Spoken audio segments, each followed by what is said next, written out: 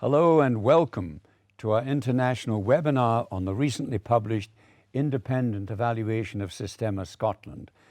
I'm Richard Holloway, Chairman of Sistema Scotland, and I'm delighted to welcome you, our international online audience, joining us from as far away as South and North America, Europe, New Zealand and Australia. I hope you'll find the next hour enjoyable as well as useful, and I encourage you to join the discussion. We'll have a question and answer session after the presentation, so please leave questions either in the chat room or on Twitter. We are at Sistema Scotland and use the hashtag BigNoiseResearch. Now let me introduce the guests who are joining me here at the home of BBC Scotland in Glasgow. Nicola Killean, Chief Executive of Sistema Scotland, Professor Carol Tannahill, Director of the Glasgow Centre for Population Health, the independent organisation that's leading this long-term evaluation, and Linda Fenocchi, a doctoral research student in health economics at Glasgow Caledonian University, who was instrumental in the cost-benefit analysis of our Big Noise Govan Hill programme. But before hearing from our panel, it's a pleasure to introduce Fiona Hislop, MSP, Cabinet Secretary for Culture, Europe and External Affairs in the Scottish Government, to set the context for our discussions. The Scottish Government is committed to ensuring that everyone in Scotland has an opportunity to access, enjoy and participate in cultural activity and can experience and enjoy our heritage. Our work with young people under the umbrella of Scotland's Youth Arts Strategy, Time to Shine, and supported by initiatives including the Youth Music Initiative and Cashback for Creativity, is designed to ensure that no one's background is a barrier to taking part in cultural life and giving young people all over Scotland a chance to take part in the arts. It's my pleasure to welcome you here on the back of the impressive independent evaluation findings on Sistema Scotland, which have been delivered in a partnership between the Glasgow Centre for Population Health, Audit Scotland, Education Scotland and Glasgow Caledonian University. The Scottish Government is committed to investing in early intervention programmes that support our young people, tackle inequality and empower our communities. Sistema Scotland does all three.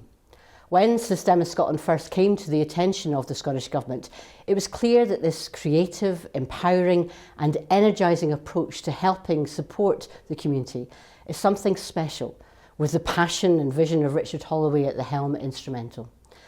Sistema Scotland has huge potential to transform lives, tackle inequalities and is helping to support the Scottish Government's key priorities, including its aim of building a fairer Scotland. We know that participation in and engagement with the arts and culture has a positive impact on health, well-being and quality of life, as well as developing young people's skills and self-confidence. This evaluation shows Sistema Scotland is helping to transform the health, well-being and prospects of the children who participate in the programme through Big Noise orchestras in Govan Hill and Raploch, and Big Noise Tory will now reap the benefits. As well as increasing the confidence, aspirations and self-esteem in our children and young people, Big Noise centres also bring together the community, making a real and positive difference to the communities. Sistema Scotland is making a real impact, and I'm delighted to welcome you all here to learn more about the success Sistema Scotland is having in our communities and share your thoughts on how we can build further upon this success. We're very grateful to the Cabinet Secretary for taking time in her busy schedule to record that message, and to the Scottish Government for their continuing support for our work. But now to our panel members. First, Nicola Killean.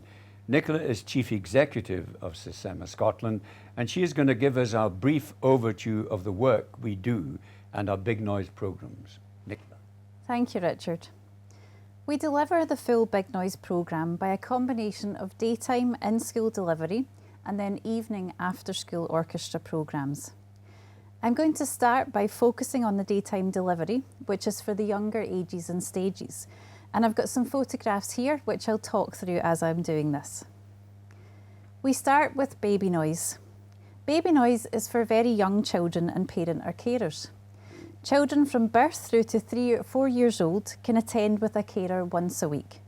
It's drop-in, it's fun-based, involving singing, rhythm work, forming that first musical community together, and social time for families as well. And the social time is of equal importance to the musical activities in the session. Then when children join their local nursery school, we begin to work with them in the nursery through the curriculum in partnership with the staff there. This is once a week. This is an extension of similar activities that the children have been enjoying at Baby Noise. Singing, rhythm work, installing some foundations of musical concepts, but using these to develop children's confidence, turn-taking, listening and language skills, working always still within the group. When children leave nursery and start primary school, which is about 5 years old in Scotland, we then continue to work with them for the next 2 years in the school day. But at this point, we increase contact to twice a week. Over those 2 years, we use a combination of methodologies to continue to develop their musicality, their fine motor skills, oral skills, as well as exposing them further to the string instruments of the orchestra. In the second year of this stage in primary school, we ask all of the children to choose which instrument they would like to play from the string family, and they make a replica of this and form the paper orchestra. At this point, we feel the children really form an identity of themselves as a musician, and we often hear the children telling others, "I'm a cellist, I'm a violinist." They work as sectionals and as an orchestra with the replica instrument. They learn posture, how to follow the conductor, sectional and orchestral disciplines, as well as how to care for an instrument. The photographs that you can see here in the presentation are actually of the paper instruments, not the real thing, so you can see how lifelike we try to make them for the children at this stage.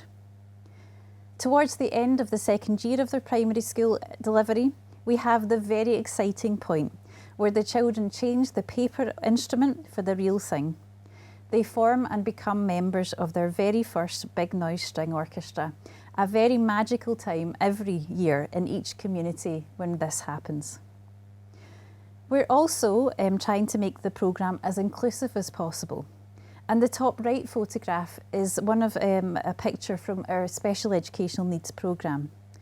We have children with a variety of additional needs who attend elements of the core programme and receive additional support. However, where there is a specialist school or programme within a community we work in, we're also trying to find ways to ensure that any child can be a part of the Big Noise community. In Raploch, there's a school called Castleview that works with children and young people with additional and complex needs, and therefore we use a variety of different techniques and methods and approaches to work with all young people within that school. So quickly to recap on that daytime delivery, we try to work with children from birth through Baby Noise. Then we continue to work with them in nursery school once a week. When they move on to primary school, we start to work with them twice a week, taking them through orchestra initiation, paper orchestra, and then moving on to the real things, the Big Noise String Orchestra. Once the children are about 7 years old, we invite and encourage all of them to join the after-school community Big Noise Orchestra. And before I move on to talk more about the structure of the after-school orchestra, we're going to pause there for a short film of that very Big Noise Raploch Symphony Orchestra at a performance earlier this year. So I hope you enjoy this.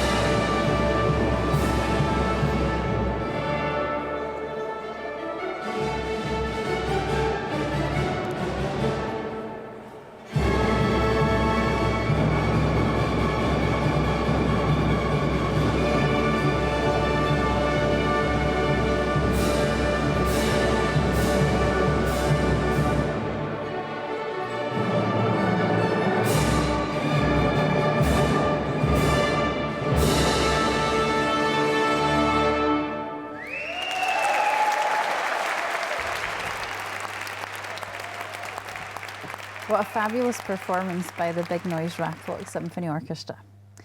As I mentioned, at about the age of 7 years old, we invite and encourage all of the children within the community to join that after-school community Big Noise Orchestra. The orchestra programme is geographically based within the community. It's open to all children who want to attend, but we also work actively with partners, schools, parents, social workers where appropriate to support and encourage children to attend. Firstly, we ask the children to come 2 nights, then 3 evenings a week, and then eventually 4 evenings a week. Some of the children you saw performing there, our oldest children in the Raploch community, come for up to 11 hours a week across those 4 nights. Throughout the week, the children will have a variety of musicianship, sectional rehearsals, full orchestra, and we try to give each child an instrumental lesson, sometimes in pairs or small groups where possible. We provide healthy snacks and drinks for the children when they arrive at after school. They have playtime or homework club or some social time depending on their age. And where the primary schools are further from the orchestra rehearsal base, we provide walking lines, or trains as they're sometimes known, staffed to collect the children from school and walk them to the programme.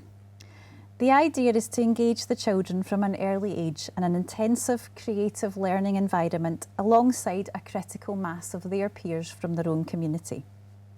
After a few years of developing a string orchestra within the community, we will add woodwind, brass and percussion and create that full symphony orchestra model. This next slide lists on the left the key areas that I've talked you through for that core in-school daytime delivery and the after-school programme. But in addition to this core delivery that happens every week and throughout the school holidays, we also deliver a number of additional layers that I've highlighted on the right column there. These happen at different times throughout the year, and it's us trying to keep the programme exciting and fresh for the young people involved, to weave ourselves into the fabric of the community in different ways, and to also build on the contact time we have with families. So, for example, we deliver performances by and for the children throughout the year. We have visiting artists. Young people progress on to other musical ensembles such as the National Youth Choir of Scotland or the National Youth Orchestras. And we deliver unique experiences. You'll see something there that looks like TAMFT. This actually stands for Take a Musician Home for Tea. Living room-based concerts that are delivered by the Big Noise musicians with the children in their own communities. So all of these strands together, delivered across the year for several years, make up the educational and musical delivery of the Big Noise programme. This is what you'll see if you come to visit a community. But it takes more than that to make a big noise. As crucial to the programme delivery is all the work that goes on behind the scenes that's harder to see. The additional support that we try to offer children and families where required to support them to engage and to stay engaged in the programme. 2 key areas I've highlighted here are persistence and consistency and long-term involvement with children and families. It takes time, patience, resilience and really good communication to try to make this work for as many children as possible. We're by no means perfect, but we're delighted by the levels of engagement and support that we have so far from the communities we work in, as by working together, we've managed to create a Big Noise programme in Raploch and Stirling with over 480 children involved weekly, Govan Hill in Glasgow with over 800 children involved weekly, and our newest site in Torry, Aberdeen, which has only been open for 6 months, already has over 250 children involved across these different strands. So that's it for me at the moment, and I'm going to pass back to Richard so we can move on and hear about the evaluation of this work. Nicola, thank you for that and for all you do. Now it's my pleasure to hand over to Professor Carol Tannahill, Director of the Glasgow Centre for Population Health, which is leading the long-term longitudinal evaluation of Big Noise. Their initial findings report was published in May. At Sistema Scotland, we're grateful to them for the expertise they bring to this evaluation and for their commitment to keep it going over the course of the children's lives. So thank you, and over to you, Carol. Thank you very much, Richard, and good afternoon, everyone. It's a real pleasure to be here and to follow Nicola's very inspirational overview of the work of Sistema Scotland. I'm speaking this afternoon on behalf of a research consortium that has been involved in evaluating the work of Sistema Scotland through two of its programmes, Big Noise Raploch and Big Noise Govan Hill. And I want to start just by acknowledging and thanking the range of individuals and organisations who've been involved in this evaluation programme. Colleagues of mine at the Glasgow Centre for Population Health, colleagues from Education Scotland, which is the Inspectorate for Education within Scotland, colleagues from Glasgow Caledonian University bringing economic evaluation expertise to this evaluation, and also specifically to Angelina Foster, CBE, who's chaired our advisory group for this evaluation. A little bit of introduction about the work of the Glasgow Centre for Population Health.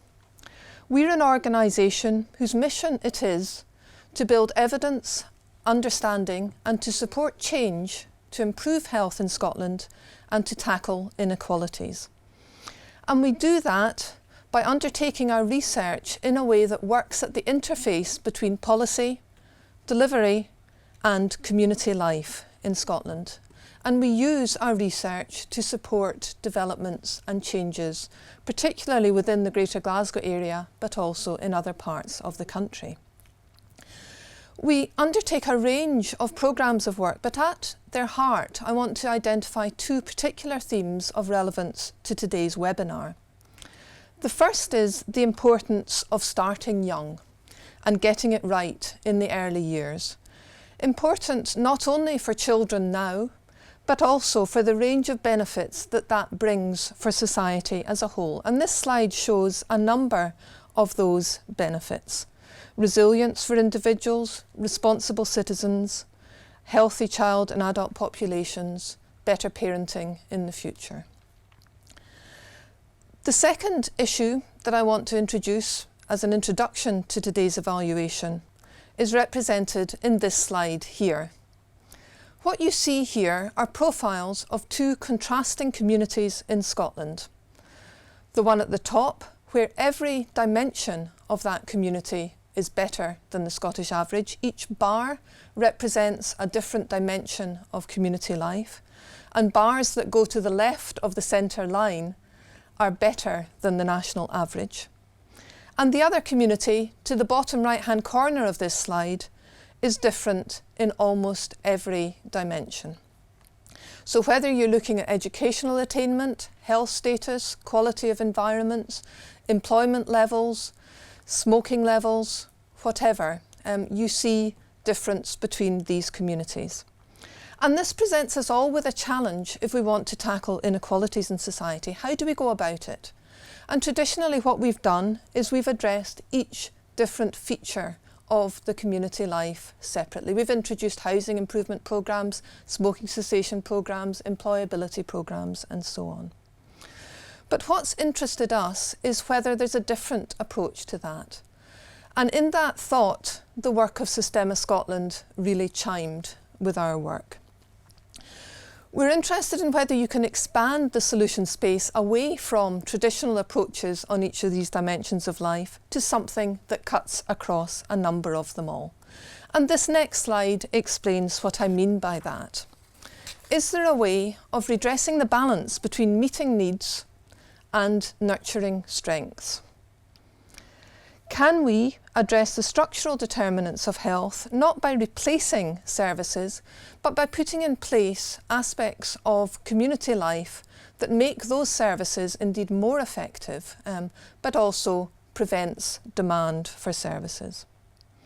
And can we learn how to work in this way and how to build an evidence base that would reinforce an alternative to traditional ways of working that in our experience haven't yet impacted on health inequalities in Scotland?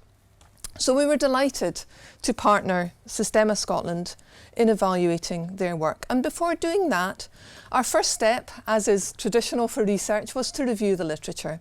And we commissioned a range of systematic literature reviews which were undertaken for us by colleagues at the University of Stirling. And And there are 3 reports which you'll see on the GCPH website, allthews.gcph.co.uk, looking in turn at the impact of art attendance on health and wellbeing, looking at arts and smarts, assessing the impact of arts participation on academic performance during the school years, and looking at the evidence about community-based music programme.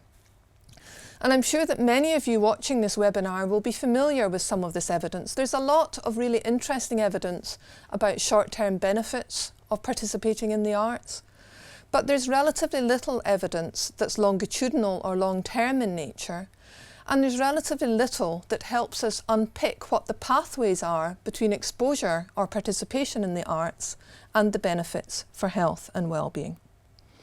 And so to the work of Sistema Scotland and its Big Noise programmes. You've seen from the film and from Nicola's slides some illustrations of the children at play, and this slide takes you back into that space. Our study took place in 2 settings, Big Noise Raploch and Big Noise Govanhill, and you see here the different features of those programmes. Big Noise Raploch being the longer standing, having been established in 2008, and with approximately 500 participants, about 50% of all of the eligible pupils in that area. Big Noise Govanhill was established more recently in 2013 and has approximately 800 participants at the time of our evaluation, representing about 1/3 of all eligible pupils. And what I'm going to talk about today is the first phase evaluation that took place from September 2013 through to May 2015. Those of you who are not within Scotland will be unfamiliar with these communities, and so I'm just going to show you some images of where they are. This slide shows Stirling Castle up on the hill, with the community of Raploch sitting at the foothills. You'll see it's quite a rural environment, and you'll see here the quite well-defined community of Raploch, in the site of some of William Wallace's famous battles against the English. Turning now to Govanhill, you'll see from this slide it's a very different environment. This is an inner city community close to the centre of Glasgow, characterised by some very formidable and impressive traditional buildings, and also some housing, largely social housing and rented housing in the neighbourhood of these buildings. And in the bottom left-hand corner, I've shown you here Govanhill Baths, a very iconic building for the area, and one which the community is currently campaigning to have reopened. So I hope that just gives you a brief sense of the different environments for our study. We had 2 aims for the evaluation. First, to understand what the impacts were that the Big Noise programmes were having in these communities, and secondly, to get some insight into how those impacts were achieved. What are the delivery processes that make a difference or don't make a difference here? In embarking on the evaluation, it became very clear to us that there were a number of challenges to be overcome, and I anticipate that these might be some of the issues that we might discuss in the question session at the end of this webinar. Firstly, as is so often the case when you undertake research and evaluation, we had very limited resources. And so, as I said at the beginning, we developed this not only through a small in-house team, but through aligning with other organisations with similar interests. A second challenge that we faced early on was to do with the place of the evaluation and its fit with the Big Noise values and philosophy. And from hearing Richard and Nicola speak already, you will appreciate just how passionate and committed they are to these children, and they've given that commitment for the long term. And so there was a bit of positioning to be done in terms of how we could undertake a truly external objective evaluation of a programme which had already made this long-term commitment, and how what we were learning could be used to help strengthen that commitment and the work in the future. And so we spent quite a lot of time with colleagues at Big Noise, just making sure that we had a shared understanding of what the evaluation could deliver for them and how it might be used. There were a number of methodological issues, as you can imagine, working with a young group of participants, and fitting in the logistics of the Big Noise programme that Nicola has described. And I didn't mention this when I described Govanhill, but it's the most ethnically and culturally diverse community that we have in Glasgow. Many languages spoken, many different ethnic groups, and so that had implications for how data could be collected and how the evaluation was seen. There were 3 components to this first phase of the evaluation. You can see them on this slide. Linda's going to cover the third of these, and I am going to focus on the first, the process learning. Within the process learning, we undertook 1,500 hours of observation, collecting views from over 250 individuals through interviews, case studies and focus groups. These then were analysed through thematic analyses using multiple analysts, pulling out themes and testing those against each other. And we also developed a quantitative profile of the children engaged in the programmes. And from this, I'm able to talk to you today about the impacts identified in the short term, the impacts that we're theorising in the long term, and the process learning themes that we've identified. So first then, the short-term impacts. Through the range of data that we collected in the ways that I've just described to you, improvements were both observed and reported in children's confidence, pride, aspiration, happiness, self-esteem, discipline, concentration and attitude. Also within the Govanhill site, there were important improvements in language acquisition and in handwriting skills, which led to improvements in behaviour in the classroom and improved educational attainment reported by the teachers.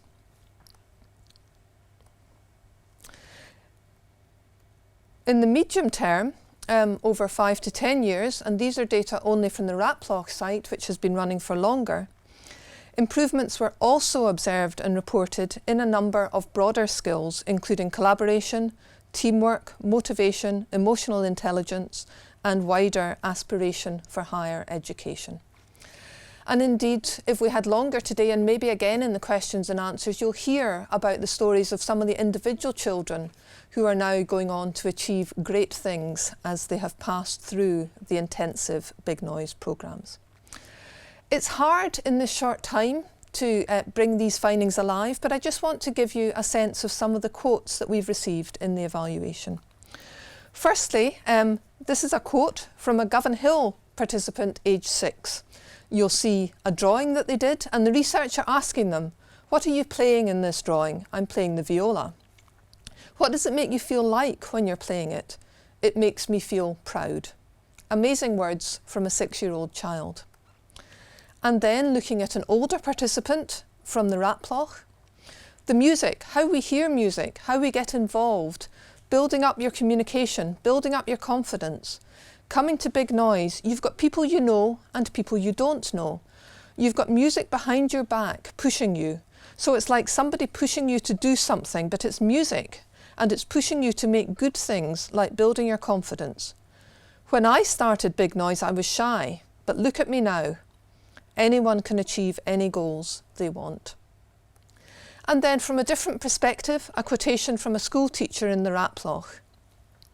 Big Noise children reflect a positive ethos from Big Noise, a high standard of uniform, better attendance, far more disciplined and engaged, opening up avenues of other areas. There are far fewer issues on behaviour.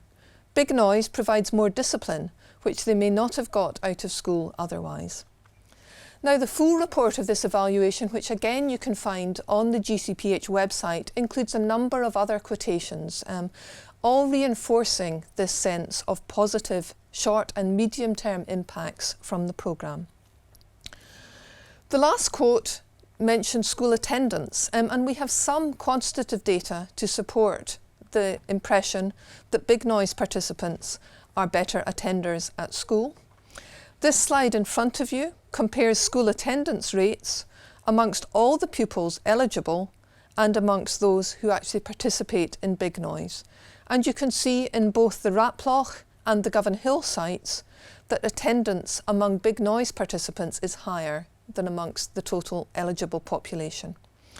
Now, of course, I have put at the bottom of the slide, and I have to emphasise it, this is not evidence of causality, but it is something that we will continue to track and does suggest some benefits in terms of school attendance from the big noise. Moving quickly on then, in the longer term we will continue to study outcomes through linking together routine data on key indicators and following those over the years. Meantime, we have theorised 7 pathways to outcomes based on the short and medium term impacts that we've seen, together with the evidence that we reported in the literature reviews. And these 7 pathways are shown on this slide. I don't have time to go through them all, but I'll just show you an example of one of the pathways to do with boosting engagement with learning and education. Those of you who are familiar with logic modelling and theories of change will recognise this sort of format. You'll see at the left-hand side the programme elements and outputs. Then in the darker blue boxes, the short-term outcomes that we've observed in the evaluation. Moving towards the right, the medium-term outcomes that were seen in the Raploch, and then with the dotted lines to the right-hand side of this slide, the theorised longer-term outcomes. What I'd like to do in my final few minutes, though, is to say a bit more about the processes that we observed, the principles for delivery that enable Sistema Scotland and the Big Noise programmes to achieve the impacts that I have described. There are 7 processes that seem to be absolutely essential to achieve this level of impact. A long-term commitment, an approach that is inclusive, that breaks down the barriers to children taking part and makes it accessible to all. And indeed, if children don't turn up, musicians will go to their homes and help get them along to the programme. It's innovative and it's flexible. It isn't a one-size-fits-all programme. It's one that is flexible and tailored to the needs of particular children. It's intensive, as you've heard. Learning is both individual and collective. And the musicians provide an aspiration to excellence. And at the core of it is this really important relationship between the child and the musician. Now, these are strengths that we've identified through the thematic analysis of the data that were collected. They're also strengths that came through in Education Scotland's evaluation of the programmes. And this one slide from the Education Scotland report shows you the particular strengths that inspectorate identified from the programme.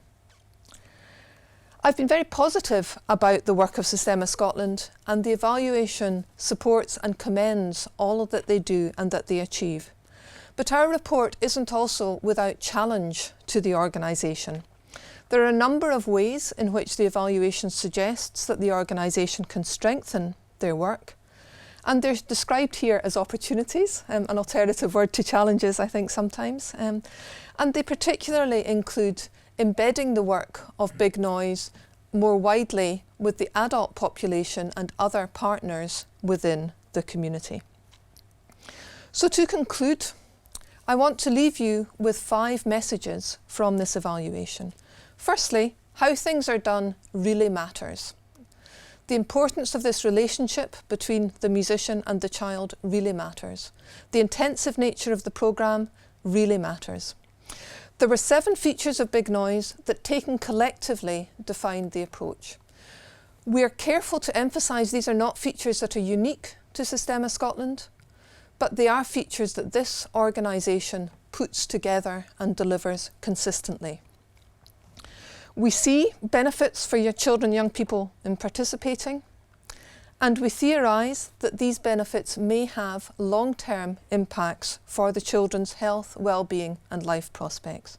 Indeed, for many children, those prospects are already transformed. Thank you for listening. My thanks go to the evaluation partners and also to the participants in the evaluation who took part very willingly and openly. Thank you. What do you think about Big Noise? I think it's a great opportunity for kids in the Ratlock. What do you think Big Noise has done for me?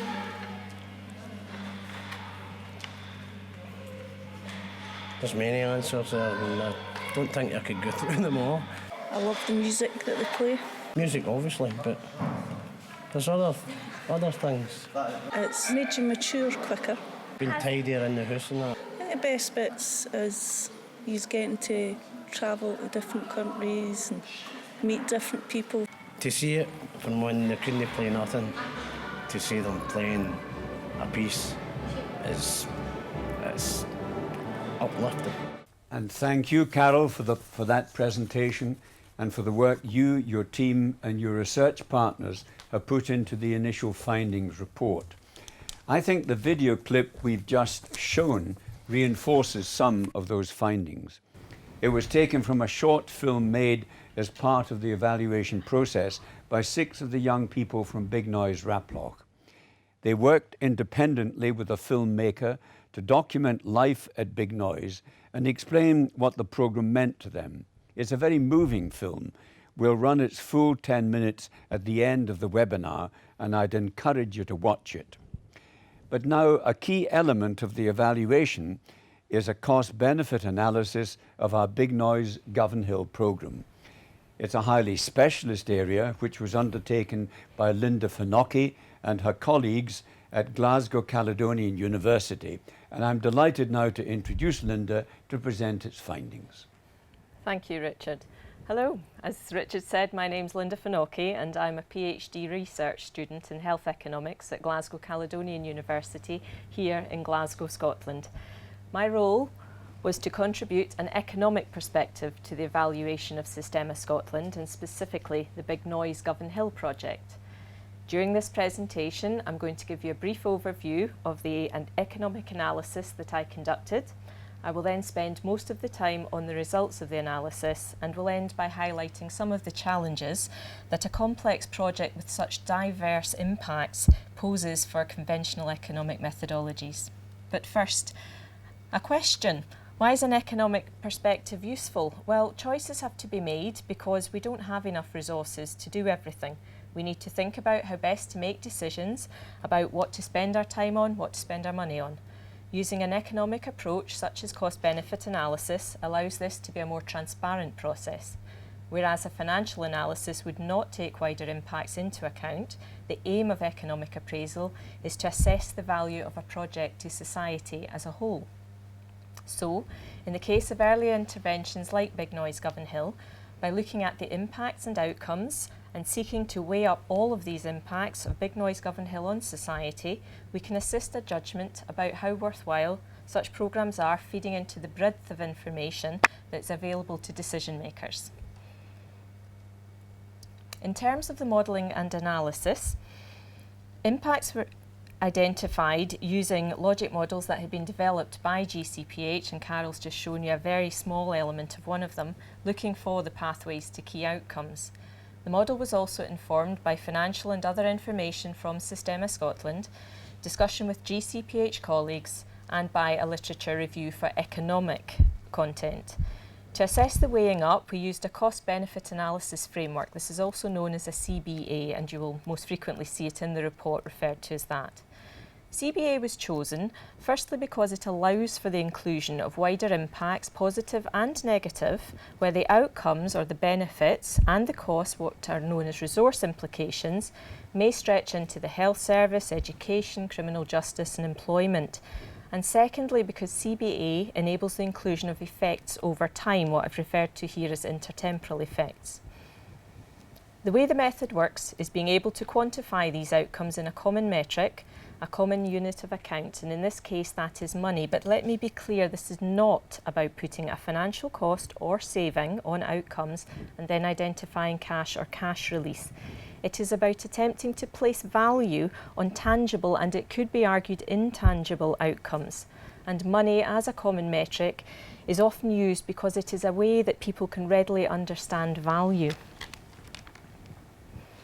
For Big Noise Govanhill, I considered these outcomes identified in the GCPH logic models and the potential proxies that could be used to quantify and measure the value of these benefits. So, taking a couple of examples, in the short and medium term, Considering the payoffs for individuals, if better engagement in school results in raised aspiration, increased returns for effort, and payoffs therefore at the end of school in terms of the qualifications they've gained and potential lifetime earnings.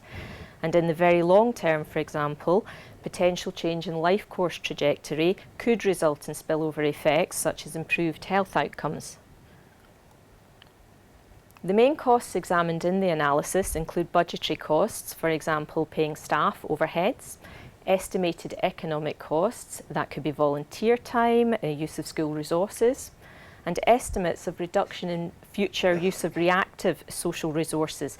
This was particularly challenging to quantify, and I will return to this in a few slides when we come to the results.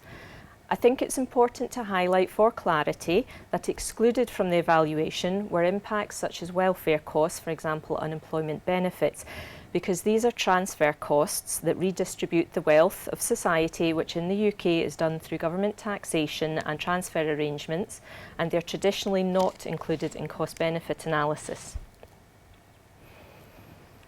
The main benefits examined in the analysis include gains, financial or otherwise, to society, for example, charitable donations, perceived value of living in a community with a big noise project, and positive impacts on welfare or well-being of groups and individuals, for example, increased well-being of participants and well-being of those attending big noise community concerts. All benefits have been forecast and values have been identified using a benefits transfer approach, which draws on wider research to identify reasonable values. In terms of the underpinning model assumptions, a conservative approach to determining possible magnitude of impacts was adopted.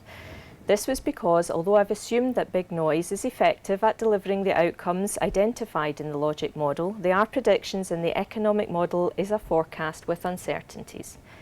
In economic evaluations, we always use a comparator, a counterfactual. In this case, the predicted outcomes for society with the project compared to without the project.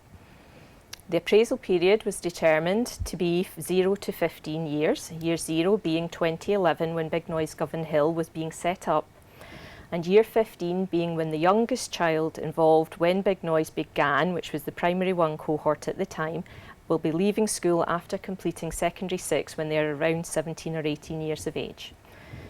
3 other appraisal periods were also considered to understand the impact of time on predicted costs and benefits. The assumed rates for participation were based on a combination of information about the experience at Big Noise Raploch and Big Noise Govan Hill at the time of analysis. For in-school provision, this was 100% involvement and 600 children in total. And if you follow the blue line on your screen, you'll see the assumption is 50% continue into the after-school programme as they move to primary 3. So they go to the orchestra as described by Nicola. And thereafter, at baseline analysis, I assumed 90% of those children would choose to continue at each transition point between school stages, so as they move up the school. Other participation rates were also explored, and there's details in the full report and the appendices. This is just a quick graph of that participation, and the point to note is that as a bigger proportion of children choose not to return each year, the potential size of the after-school orchestra gets smaller, that's the green line. And when that happens, the gap between the present value of costs, the blue line, and the present value of social benefits, the red line, gets narrower. That gap is the net present value, and although it remains positive, it does have in value. Finally, to realise the full value of social benefits, one of the assumptions I embedded was that an individual had to be involved throughout the after-school programme, from primary 3 until the end of secondary 6. This is their full school environment. It may be the case this is overly stringent, and I did explore the effect of a change in threshold to 7 years of involvement, which would primary 3 to secondary 2, so roughly age 14, through sensitivity analysis. Again, details are in the report. And so, on to the results. To outline the result of the analysis, I've put here table 2 from the summary document that was published by GCPH in May this year. It is the baseline scenario at 4 different appraisal periods. If I first define the labels for you, along the top are the analysis horizons we've already seen. At the left-hand side, We have present value costs, which is the predicted value of the resources that will be used by the project over the time period analysed, set out and then pushed together to a figure that reflects if we had to use all of those resources in 1 year, and in this case that's 2013's prices, the value of those resources. Present value benefits is the same again, analysed, set out, pushed together for the predicted value of the social benefits. Net present value is then calculated by subtracting present value costs from present value benefits to arrive at a single figure, and this is the critical focus of CBA because this indicates the value of the investment, the value of investing time, people and money. Let me be clear though, it is not money that is available to be taken out of the system. It is a single metric that enables that weighing up decision that I mentioned earlier about how worthwhile programmes such as Big Noise Govanhill are. Projects with a positive NPV, increased net worth, that is, they have the potential to generate greater social benefits than the resources they're using. So with that in mind, looking at the net present value line along the bottom, as the project goes on in time, the forecast benefits increase in magnitude. So what is driving this result? Well, looking at the present value of benefits line in the middle, as time goes on, more children are involved. By year 6, Big Noise Govanhill will involve the full range of nursery and primary school stages. By year 12, which is 2023, the full range of secondary school stages could be involved as those first primary 3 children involved reach secondary 6. And the model assumes that all of these children and young people aged 3 through age 18 are experiencing improved well-being, the enjoyment from participation in Big Noise, whether that's the in-school programme or the after-school programme for the older children, and this well-being has had a monetary value placed. From year 13 onwards, for those children and young people that continue to be fully involved until the end of secondary 6, we begin to include the monetised benefits for gains from achieving an uplift in the number of children going on to positive destinations. This has been valued as an average lifetime earning using figures from the UK's Office of National Statistics. And by year 55, the predicted economic value of a potential health outcome over the lifetime begins to come into play. Now, this is the concept that for some individuals there could be a fundamental change in life course trajectory that occurs, that there's life years gain relative to what would have been without the project. Although it does only account for around £1 million of net present value at 70 years, it is of course a prediction which is full of uncertainty, but is one of the goals that Carol Tannahill outlined about complex early interventions. At the same time, looking at the present value cost line, the present value of cost becomes negative and increases in magnitude. This is due to the proxy measurement for the social skills pathway highlighted earlier. Using an estimated reduction in expenditures by public services as a proxy for improvements in social skills, these values are negative because they are reductions relative to counterfactual, so relative to what would be without Big Noise Govanhill. The first proxy was for improved engagement, and I used a predicted reduction in social work resources being used to support a percentage of Govanhill families as engagement becomes more effective. The second proxy is for behaviour in the community. Here I used a predicted value of avoided antisocial behaviour for a percentage of participants involved in Big Noise Govanhill. The full report and appendices has further details. The key point to note is that NPV remained positive through all analyses, indicating the conclusion is robust to assumptions about participation, timescales and other components. The NPV number itself does change if you look at the report when you change assumptions, but it remains positive. The conclusion of the economic analysis is that Big Noise Govanhill has the potential to deliver greater social benefits than the resources it uses. So some questions. Well, how does this relate to economic research? In terms of the strengths and limitations of economic research, the research has demonstrated it is possible to apply cost-benefit analysis to a complex intervention such as Big Noise. This has not been without challenges, and the full report highlights those challenges encountered seeking to monetise costs and particularly benefits. Are the assumptions robust?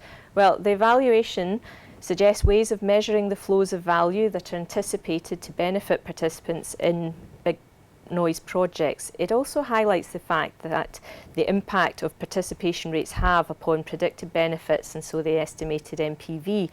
To do so, it has been necessary to make assumptions, and there are some weaknesses in key assumptions. For example, that a participant has to be involved until the end of secondary 6 to fully realise potential benefits.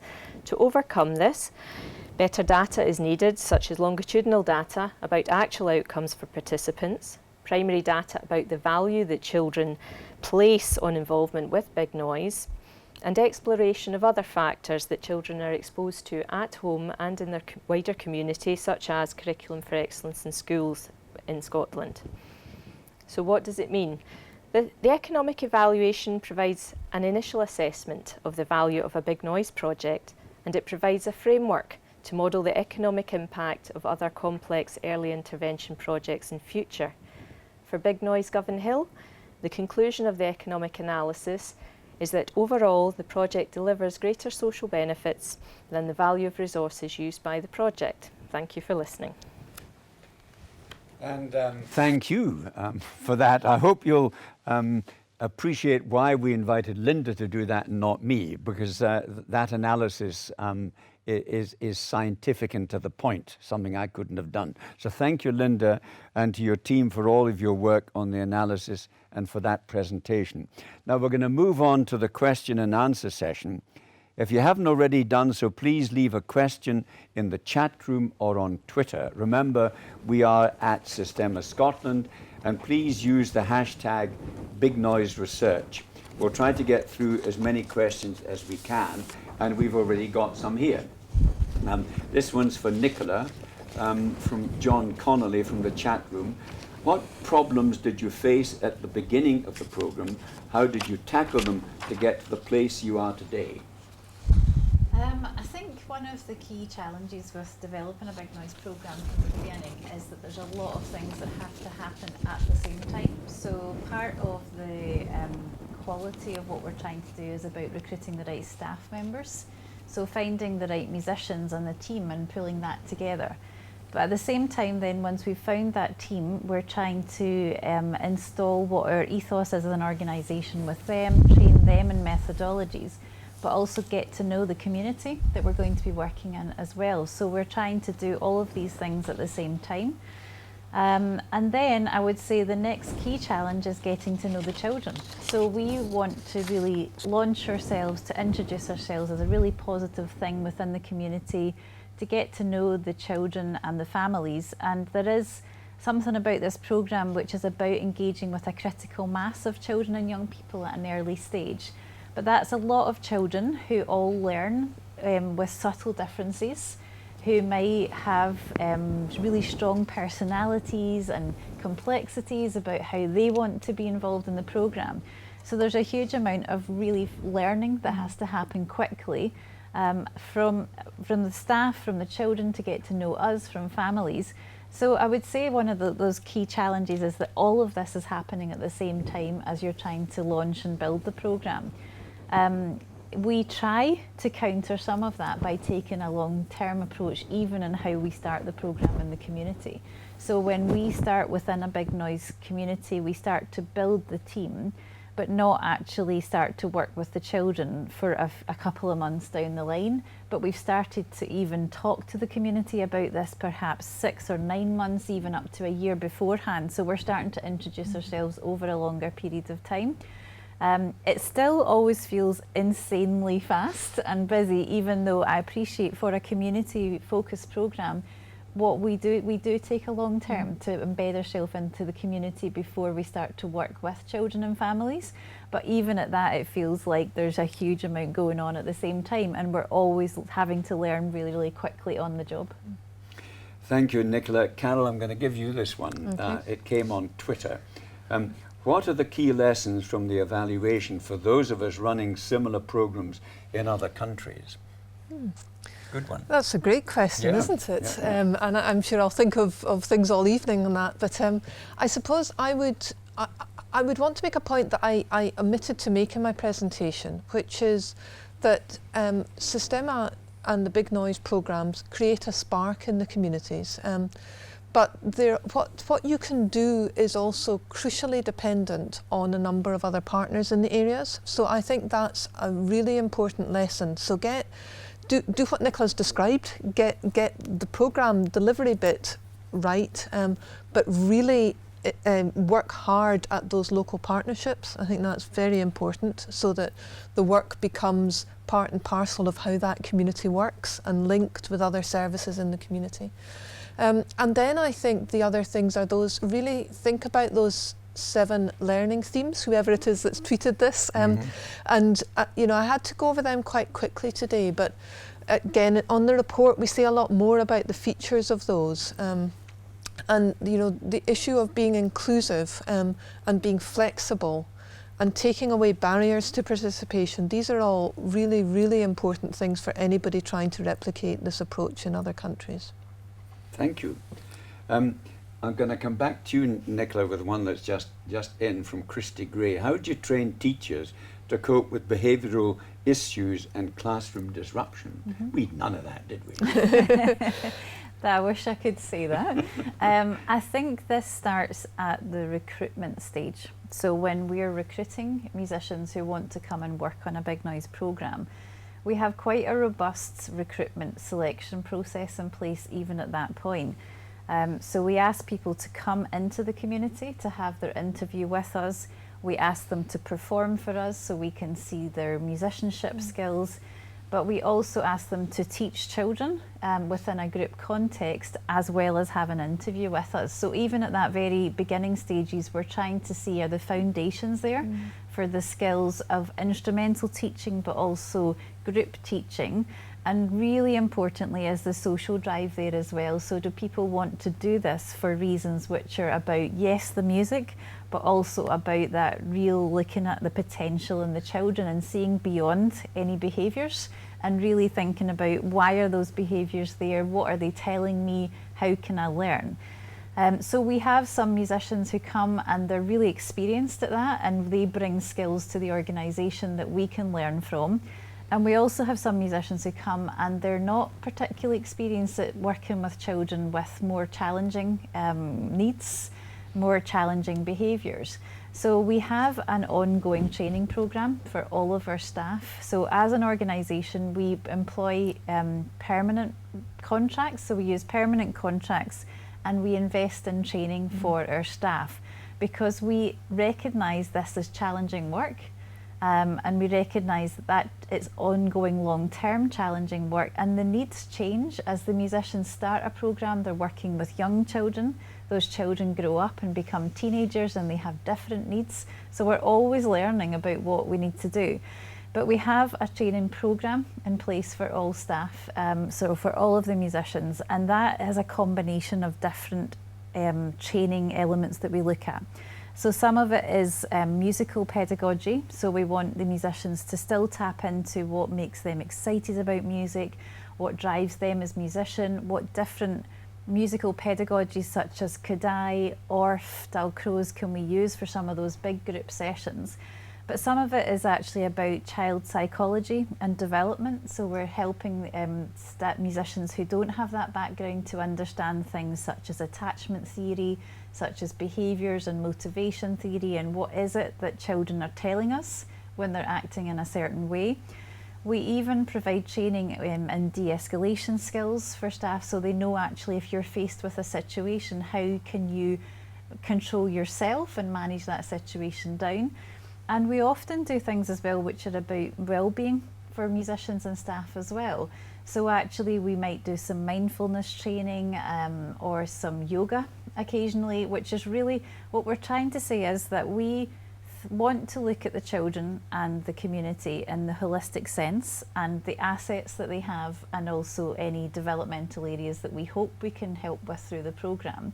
But we need to treat our staff and musicians in that sense as well. So we need to look at everybody in that holistic sense and what are all those learning needs as well as those wellbeing needs. And we have an ongoing training programme for that once people join the organisation.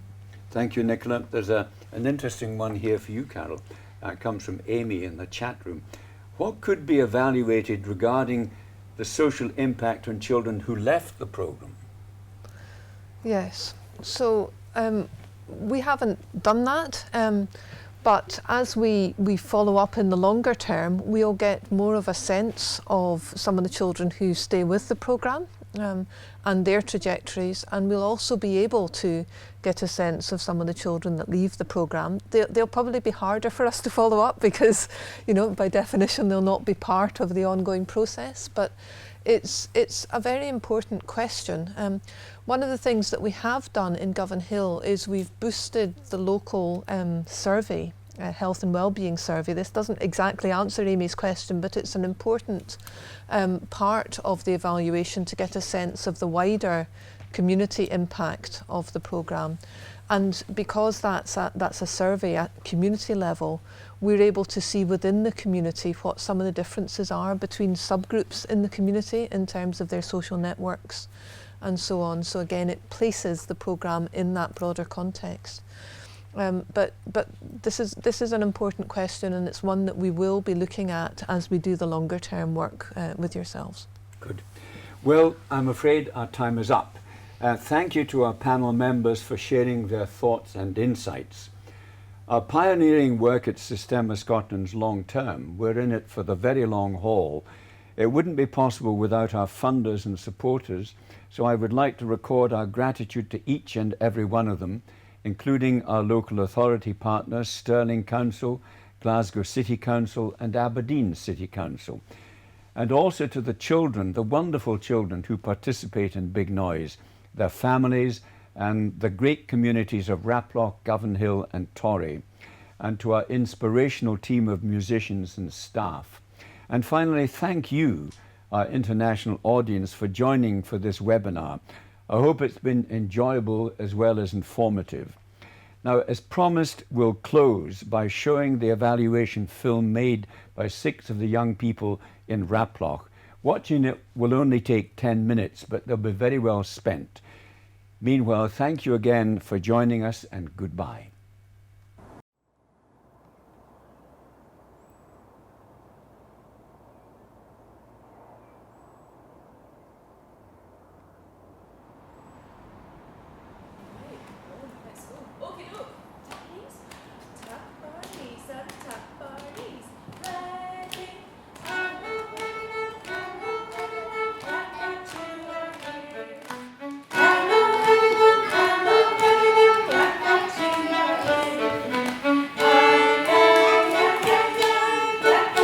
So Carol, you got to choose with the other young people what sessions you wanted to film. So can you tell us, why did you start with choosing Baby Noise? We started choosing Baby Noise and stuff because we wanted to show the public the stages going up, that we started from just being a baby to like you said, moving up through school and stuff like that, and going on to be in college and stuff. And it's gradually moving you up in levels and stuff, so you'll always have music in your life.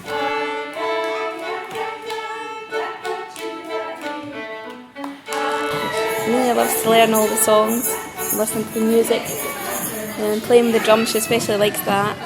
And she likes Isla playing the violin, meeting all the other boys and girls.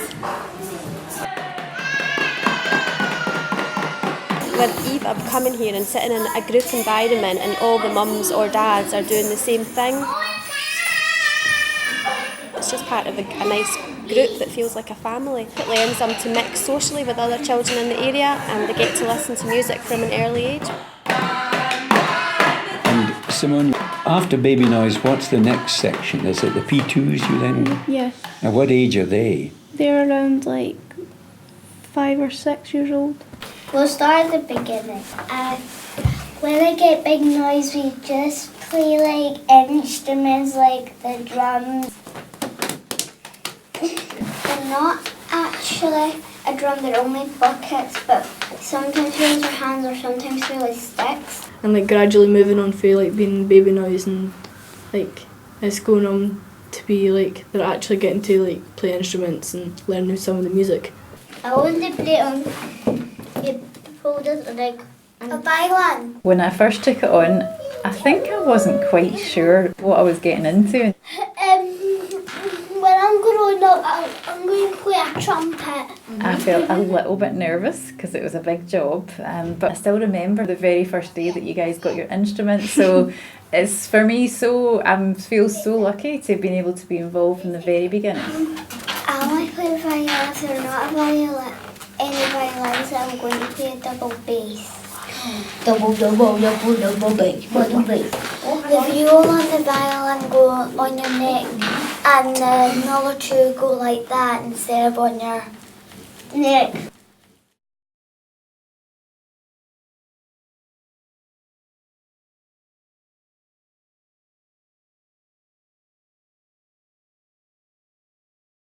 I hope so. I mean, I think it varies, that closeness of bond and the type of bond varies over the age spectrum. So I am the lead musician for the primary 2 area, and over the course of that year, I think the children form a really close bond with you. I felt I want to play the violist. There's not enough violas when I play the violin. I absolutely adore each and every one of them. Even they drive me insane sometimes, but absolutely adore them, so yes. When I go to big noise, I choose a violin, but if there's not enough violins, I'll play a violin, but hopefully I can play a violin. That's one of the best things about it, the relationships, not just with the adults and the young people, but just everyone in the whole environment. We play Rain Has Fallen Down, and I'm feeling a real... No, we do. Once a man fell down, oh well, someday,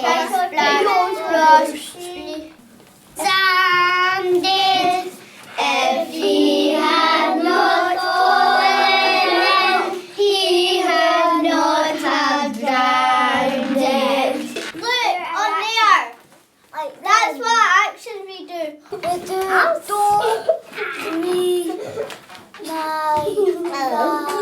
so, that one, that's lar. We only used it to lar to do. I love big noise. And me too. Why did you choose rap walk? For 2 reasons. The main one, really, because it's bang in the middle of Scotland. I mean, it's in a very historic place. It just looks up at Stirling Castle. Not only that, but they were putting a lot of money into doing up the houses, building new houses. So we went to Stirling Council and we said, would you let us come in and try working with the children through the schools, using the instrument of the orchestra? That was a very odd thing to say to them, because this had never been done in Scotland before. Go out on the melody now. Ready? You need to be as loud as a trumpet. Ready? Frozen. What are the best bits of big noise? The best, I have to say, I have to be honest, and it's when I have to rehearse the symphony orchestra. I love it. Press A.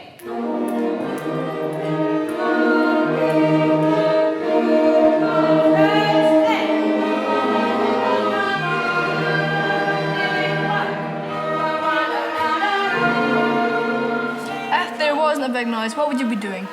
I hate the what-if questions. I hate them because I don't believe in that. I couldn't plan for something that is not happening. But I presume I will be playing in an orchestra. Right. Because that has been what I have been doing my whole life.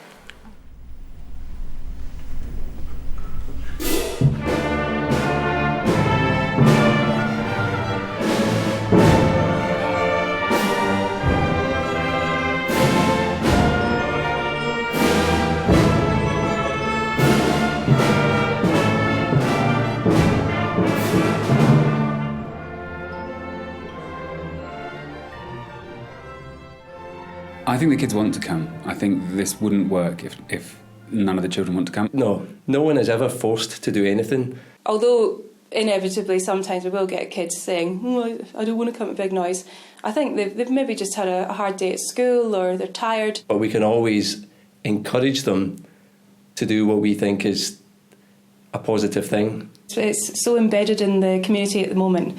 It's now part of their life. Do you think it'll be good for your future life? Because it'll make you want to, it won't just, if you wanted to be a certain thing when you're in, primary school and stuff, because we came at a big noise, it might help us like think about what we want it to be like.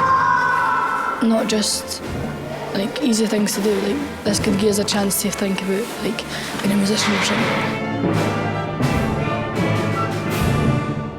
Do you think you'll stick in at big noise? Yeah, because I enjoy it, and if I've came this part far, I think I could probably like keep on it. It'd be pointless and give it up now.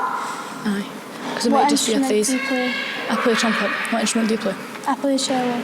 That's good. I used to play cello. If there wasn't a big noise, what would you be doing now?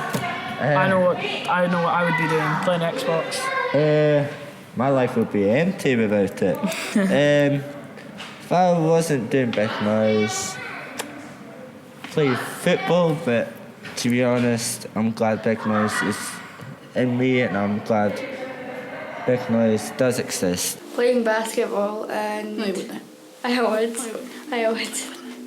Just playing basketball, playing football with my wee brother. No, you wouldn't. And going to watch... If there wasn't a big noise, you'd be having a fabulous time with me. Well, you know, it's really all about the music and a bit about the banter and a wee bit about the money. Obviously, we're all professional musicians and it's a job, so it would be disingenuous to say that we didn't do it for the money, but obviously that's not the primary motive. I do it because I love it. So, Carol, am I right in thinking you also filmed some of Castle View?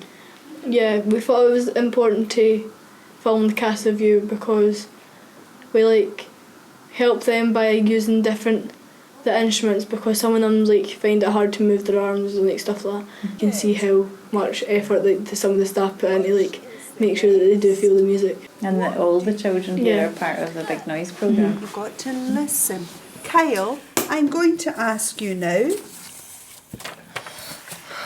do you like the xylophone?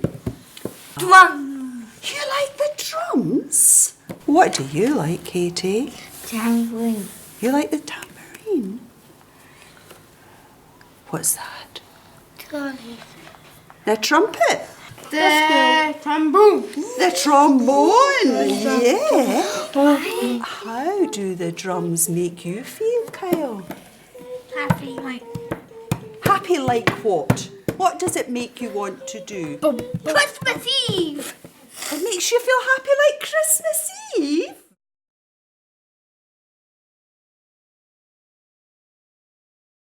What do you think about big noise?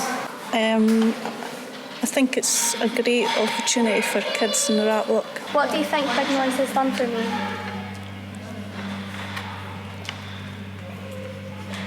There's many answers there, and I don't think I could go through them all. I love the music that they play. Music, obviously, but there's other things. It's made you mature quicker. Been tidier in the house and that. I think the best bits is you getting to travel to different countries and meet different people. To see it from when they couldn't play nothing, to see them playing a piece is uplifting.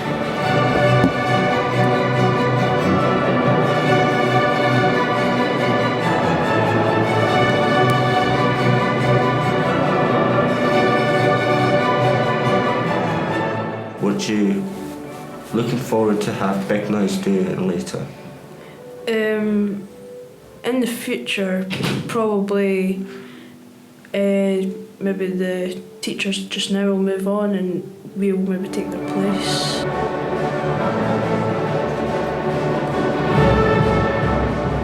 Because Big Noises came this far, do you think anything else will come out yet? Like what? I don't know. As I'm asking you. Like some of the kids, some of the seniors being like teachers, for like example. That. Yes.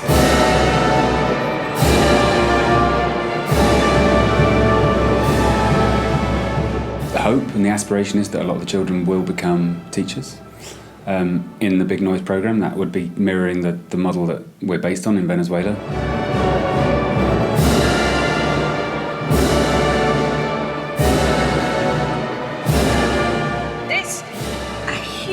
Range of skills that the kids can or use. They can do anything that they want to do. Like, part of what we are doing is encouraging them that they should go for all the opportunities and go for all their ambitions. Like luthiers, music teachers, performers, theory teacher, yeah, a lot. Yeah?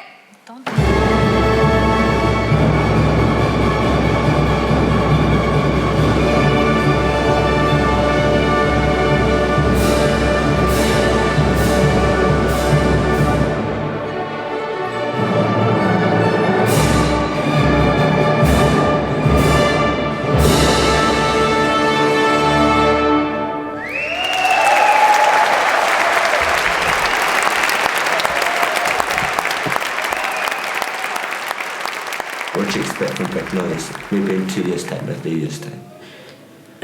Playing a lot more important concerts around the country, even the world. World around the country. So if I put this in America, you try to say? Well. That's right. Goodbye now,